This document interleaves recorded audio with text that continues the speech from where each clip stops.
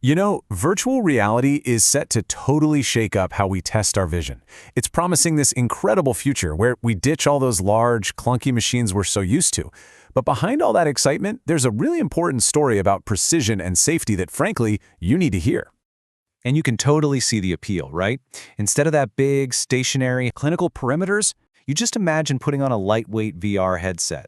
I mean, this makes eye exams portable, way more comfortable, and it's basically perfect for telemedicine. Sounds like a win-win for everyone involved. But that brings us to the million-dollar question. These devices are amazing pieces of tech, but most of them were built for gaming, for entertainment, not for high-stakes medical diagnoses. So, can a gadget designed to put you in a fantasy world really be trusted to catch the very first signs of diseases that could steal your sight, like glaucoma? Well, that's exactly what we're going to dig into. Okay, so first, let's just get into why everyone is so hyped about this. The potential benefits really could be game-changing for eye care. I mean, studies are already showing that patients just find VR tests more comfortable. The headsets are portable, which opens up this whole world of remote care and at-home monitoring. The immersive design cuts out all the distractions, and some tests can even be done faster. It's pretty easy to see why VR feels like the future. But here's the thing. Here's the catch. The actual hardware inside these headsets, it wasn't engineered for clinical precision. And that one simple fact creates some really serious and often hidden limitations. And it all starts with the screen itself. And that brings us to what we're calling the 8-bit screen trap. This is probably one of the biggest yet least discussed bottlenecks in this whole technology, and it's all about how many different shades of light the screen can actually produce.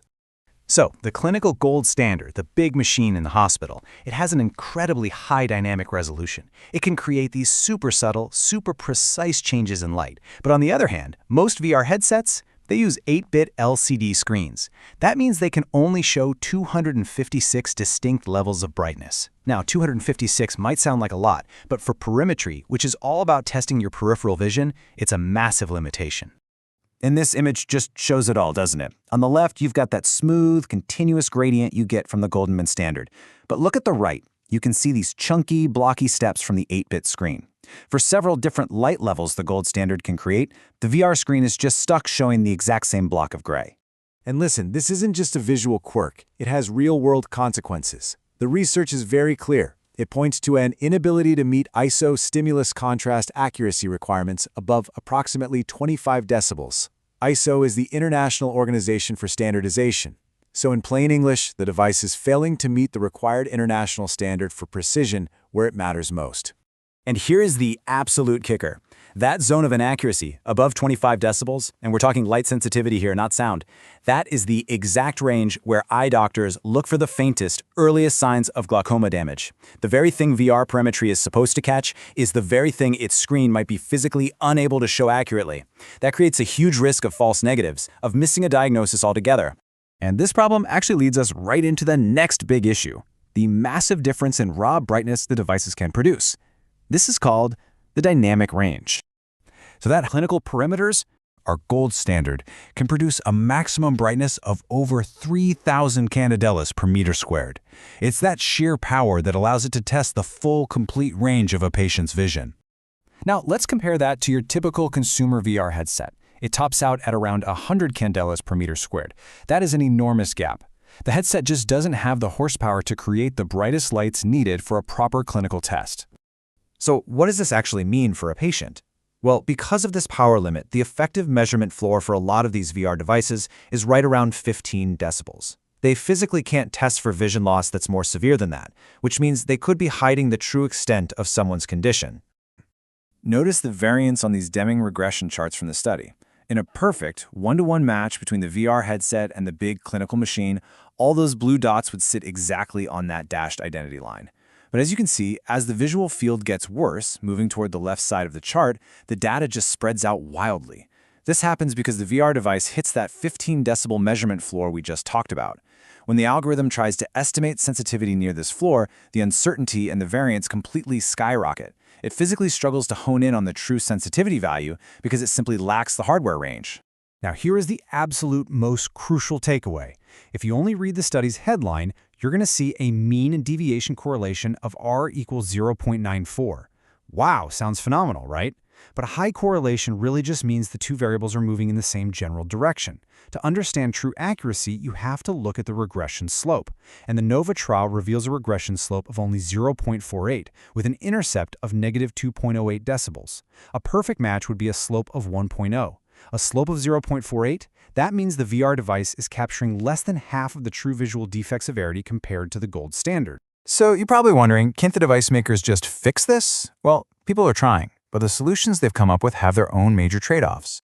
Okay, so the most common workaround is something called the mesopopic fix. To get around the fact that the screen isn't very bright, designers just lower the background brightness inside the headset. This makes the test stimuli appear brighter by comparison, and it expands the measurement range.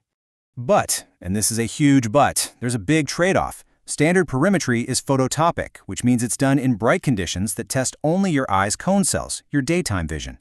By dimming the background, VR devices shift into the mesopic range, which is more like twilight. This activates both your rods and your cones. So sure, you gain some testing range, but you're now testing a completely different visual system, and that makes it almost impossible to compare results to the gold standard or accurately track if a disease is getting worse over time. And on top of all that, you have other hardware issues. Things like the Fresnel lenses that are used in a lot of headsets. They can create their own problems. We're talking glare, weird distortions, and reduced contrast. All things that can throw off the accuracy of a vision test. Okay, so let's bring this all together. Let's put the tech talk aside for a second. Why do all these details matter so much for an actual patient sitting in a doctor's office? Here's the bottom line.